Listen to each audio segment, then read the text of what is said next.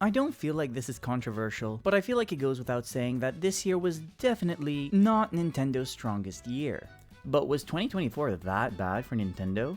According to some people, yes, but I'm not too sure about that. So since all of Nintendo's games they had to release this year are out, let's look back to see what Nintendo had to offer us this year, and see if Nintendo's output this year was really that bad. And I'll try my absolute best to stay unbiased, and I'm gonna try to rank the games based off of the individual game's reception and not just my opinion on it. So what I'm gonna do is I'm going to look at some of the high points of each game, some of the low points of each game, look at their Metacritic score, and do my best to rank it off of that. We're also going to look at these games in chronological order, so without further ado, let's go back to January and look at Another Code Recollection. Another Code Recollection is a puzzle adventure game developed by Arc System Works and is published by Nintendo. It's a remake of the two previous games, Another Code 2 Memories and Another Code R, A Journey into Lost Memories. The game features a third-person perspective with fully explorable 3D environments. Players control Ashley Mizuki Robbins as she solves puzzles and uncovers mysteries on Blood Edwards Island and Lake Juliet. Generally speaking, audiences appreciated the modernized graphics and art style, which were described as beautiful and evocative of a classic GameCube-era vibe. People also liked the storytelling of this game and the narrative-heavy approach, and particularly of the character development of the main character Ashley, and people also enjoyed the effort put into this remake. The effort to completely remake the game rather than just update the graphics definitely did not go unnoticed, with significant changes to the gameplay and the perspective. However, the three most glaring things that players reported were puzzle design, controls, and the story predictability. Many players found the puzzle design to be lackluster and not challenging enough. The puzzles were described as simple and sometimes felt like an afterthought, lacking the complexity and the creativity of the original games. Some users also reported issues with the controls, describing them as unresponsive and sluggish. Even after adjusting the settings, the camera sensitivity and motion controls were not satisfactory for some players. And even though the story was considered to be good, it was also considered to be kinda predictable. Also, some players did find that they relied a little bit too heavy on the amnesia trope. The game received a Metascore of 73, whereas it got a user score of 8.3. But to make things simpler, I'm going to call 8.3 83. So taking all of that into consideration, I would rank this in the upper echelons of the B tier. Moving on to our next game, in the month of February, we saw the release of Mario vs. Donkey Kong. This was another puzzle game, but this time a puzzle platformer where players controlled Mario to retrieve stolen mini Mario toys from Donkey Kong. This was our second remake of the year, with the original game releasing for the Game Boy Advanced. Some of the highlights of this game included new features, the visuals, and the price point. I know personally, and a lot of people can agree as well, it's refreshing having a game that's not full priced. This game retailed for $64.99 rather than the $79.99, and all the prices in this video are going to be in Canadian, by the way. Also, the updated graphics were praised for their vibrant and polished look, enhancing the overall gaming experience. People also loved the inclusion of simultaneous multiplayer. That was a notable addition, allowing players to enjoy the game with a friend. Some of the main criticisms this game received was the game's length, the difficulty spikes, and the control issues. Although the game was sold cheaper than other games, some players still found the game to be too short, wishing for more levels to extend the experience. Also, there was occasionally some difficulty spikes that people were just not a fan of and found kind of frustrating, but some of them were because of the controller issues, because the precision that was required in the controls sometimes led to frustrating experiences. The game received a 76 for a Metacritic score and a user score of 72, so with everything in mind, I will rank it in B, but behind Another Code Recollection. Next up, we have Princess Peach Showtime that released on March 22nd. The game was developed by Goodfeel and published by Nintendo, and it marked the first solo adventure for Princess Peach since 2005. Some of the high points people found with this game was definitely the creativity, the gameplay variety, and the empowering themes. Audience appreciated the unique theater-inspired setting of the game, which provided a charming and memorable backdrop for the adventure. And the game featured a wide range of costumes for Princess Peach to wear, each offering a different ability and gameplay style, which kept the experience fresh. But definitely one of the most notable things they did with this game is how they handled Peach as a character. In Peach's first adventure in Super Princess Peach, people didn't like that the only superpower that Peach had was her emotions, basically implying that just women are over-emotional. But this time around, they portrayed Peach more as a capable person, a true leader that can adapt to any situation. But some of the criticisms this game received was the difficulty, the gameplay depth, and some performance issues. The difficulty level with this game was probably one of the biggest controversies this game faced, because a lot of people found this game to be too easy, with the counter argument saying, this game is technically more geared towards kids. But some people rebutted that statement by saying, hey, yeah, it might be a kids game or a game geared more towards kids, but having a little bit of difficulty in a kids game is also not necessarily a bad thing either. And nobody was implying that this game had to be a Dark Souls game, you know what I mean? In the same way that it just also didn't have to be such a walk in the park. But one of the reasons the game was so easy was because, the lack of gameplay depth. A lot of the game was just click a button and then something happens, which kind of made the game feel slightly like it was on autopilot. And it would have been nice to, let's say you were Sword Fighter Peach. Maybe you could do a couple of combos. It doesn't have to be something over the top, but just enough to keep it, interesting. And like many other games on the Switch, it did have some performance issues. But is that necessarily the game's fault or more the game's platform's fault? Either way, it was a critique. Overall, the game received a 74 on Metacritic and with a user score of 67. I'm slightly tempted to put this in the C tier, but I feel like that's just a little bit too low, so I'm gonna put it in the B tier as well, but behind Mario vs. Donkey Kong. Moving on, the next game we're gonna look at is Endless Ocean Luminous. This is an adventure simulation game developed by Akira, and is the third installment in the Endless Ocean series that released on May 2nd. This game was highly criticized, but it wasn't all bad for this game. Some people just loved how laid back it is, comparing it more to an experience rather than a video game. And another really high point is the multiplayer mode that allowed up to 30 players to play at the same time. But the game did have quite a few issues. For instance, a lot of players disliked the game's reliance on procedural generation because it led to very repetitive and uninspired environments, and the gameplay itself kind of felt repetitive, and many felt like the initial novelty wore off pretty fast. And people also weren't very fan of the mechanical gatekeeping that required extensive scanning to progress in the story, which felt more just like, unnecessary padding. The Metacritic scores ended up being more generous than the fan reviews, with Metacritic giving it a 60, where the fans gave it a less generous 55. I tend to agree a lot with some of the criticisms this game received, and even though the game wasn't abysmal, it's hard to give it more than a C ranking. Later on, in the same month, on May 23rd, we saw the release of Paper Mario and the Thousand Year Doors on Switch.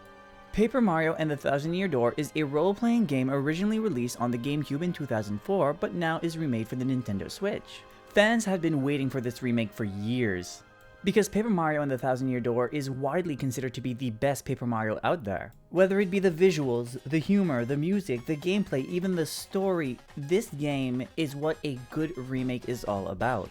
Not changing much about the original formula that just plain out worked.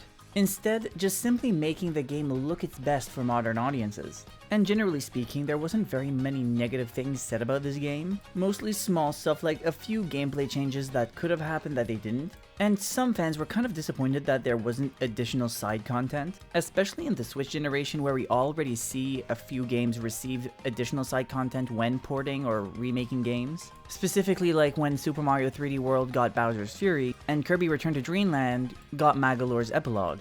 Overall, the game reviewed very well, with Metacritic giving it a score of 88 and the user score being 86. That being said, Paper Mario and the Thousand Year Door is going to get a A rank from me.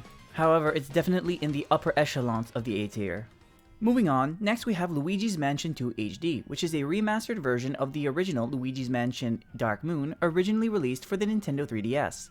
This is one of those games that definitely had a more critical start, because a lot of people just viewed this as more of a lazy port. People generally enjoyed that it was HD graphics, of course, because it was better appropriate for the big screens we're used to today. But I think one of the biggest things the Switch could do for this game was have 2 analog sticks, which made the game overall just more easy to control.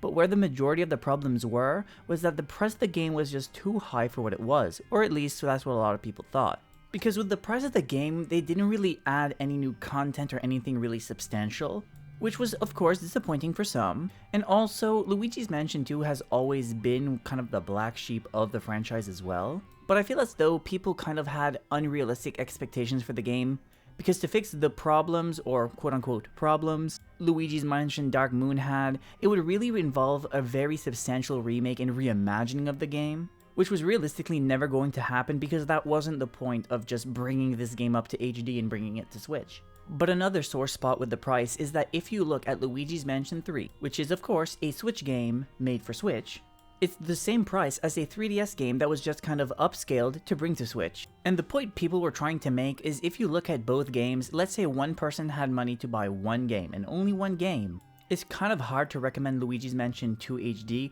over Luigi's Mansion 3, which again is a Switch game designed with the Switch in mind. But despite all that, it got a Metacritic score of 76 with a user score of 74. So with all that in mind, I'm going to slot it between Mario vs Donkey Kong and Princess Peach Showtime in the B tier. Next, we have Nintendo World Championship NES Edition that was developed by Nintendo EPD. This game was inspired by the Nintendo World Championship eSport competition, and honestly, I thought this was a pretty neat little game. Aside of nostalgia, the game still had quite a few things going for it. People enjoyed the speedrunning challenges, people enjoyed the online competitions, but most importantly, people liked how replayable this game was. The way I perceive this game is that this is basically like baby's first speedrun. The game offers you tutorials on how to, improve your time. And I wouldn't be surprised if this was kind of people's gateway into the speedrunning community. But like any other game, it wasn't perfect. And many players found the Nintendo Switch's D-pad, or lack thereof, to be unresponsive and awkward, making gameplay challenging and a bit frustrating. And also that the content was slightly limiting considering there was only 13 NES games included. Metacritic gave this game a 73, where players gave it a 66. Although personally, I feel like it should rank a little bit higher, I'm gonna have to put it in the C tier. And now it's time to talk about a game that was definitely on nobody's bingo card for 2024. And that was a new installment in the Famicom Detective Club, Emio The Smiling Man. Considering this game is a visual novel, the strong points are definitely the ones you would expect. The high points of this game were the story, the art and design, and of course, the soundtrack. But here's the thing with visual novels. They're kind of a one-trick pony in a sense. So in the case of Emio The Smiling Man, yeah, you buy this game, you play this game for the story. It's a visual novel. But on the other hand, just because that's what you play for and that's what people want from the game, it doesn't mean people can't be disappointed in the story as well. For example, some people describe the script as kind of just lacking depth and some dialogue feeling kind of tired or cliched. And some players also felt like some of the characters were just plain out underdeveloped, but especially the female ones, where their character was often defined by their relationships with male characters. By all means though, this is a pretty niche game and many people probably won't play it. I know I haven't played it yet either, but I do intend on giving it at least a go. But for those who did play it, like the critics on Metacritic, they scored this game at an 82, with players really enjoying this game and giving it a score of 88. So because this is a tier list of how games were received, I'm probably going to put this one in the B tier right behind another Code Recollection and right in front of Mario vs Donkey Kong. Next up we have my personal favorite game of the year, The Legend of Zelda Echoes of Wisdom. What made this game so special wasn't just the fact that it was the first 2D Zelda game, like original 2D Zelda game in a very, very long time. It was also the first time that Zelda was playable as the main character. So because Zelda was the main character now and not Link, they had to think about more mechanics to play with. So in comes the Echoes. Echoes were the big mechanic of the game, basically letting you recreate certain objects and certain enemies.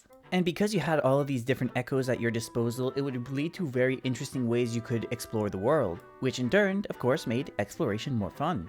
And of course, the story structure was very fun too, because you weren't bound by, oh, you have to go here and then you have to go there and doing everything in a certain order. There's of course a direction the game tries to push you in, but ultimately, you can beat the game in whatever order you'd like. One of the biggest issues this game faced though is probably the user face, because man, it was not well thought out.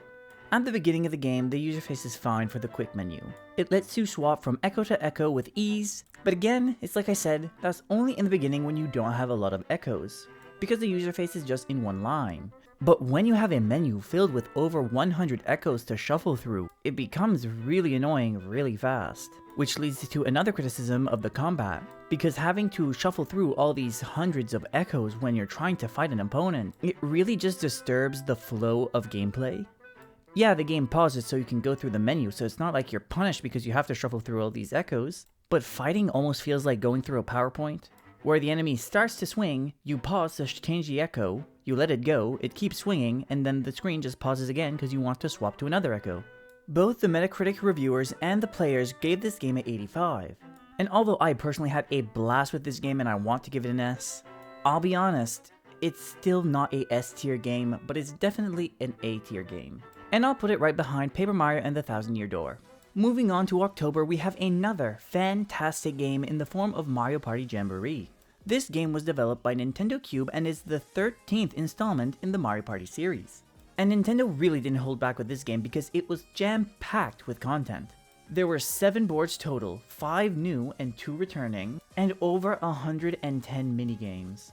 A huge roster of characters, including 2 new ones with Ninji and Pauline.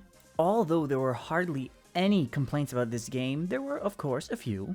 One of the only things people didn't enjoy about this game is how long the games were, with 10 or 15 turn games lasting all the way up to 2 hours. Meaning when you sat down to play, it was kind of going to be a commitment.